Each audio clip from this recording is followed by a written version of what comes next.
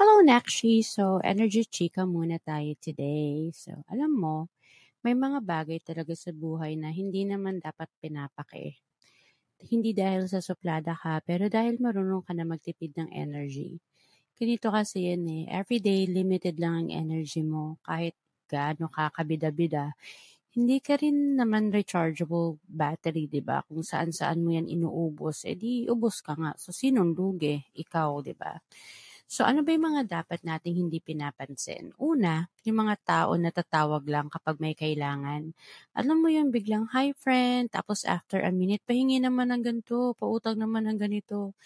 Energy vampires yung mga yan actually. Hindi destiny, hindi soulmate, hindi lesson.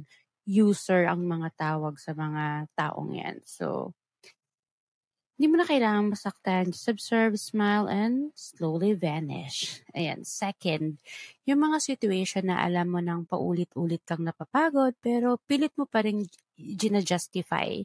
So kung same pattern, same pagod, same disappointment, hindi na yan growth. Yun na yung cycle na ayaw mong bitawan.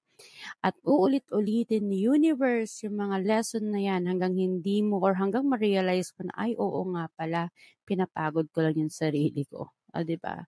Third, arguments na wala namang sense. Yung tipong alam mong tama ka pero the more you explain, the more humahaba yung issue.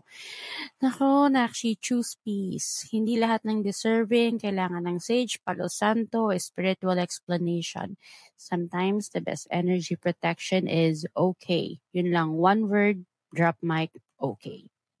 Fourth, overthinking. Nako, ito talaga yung number one energy drain. You're out here creating scenarios sa utak mo na hindi naman mangyayari.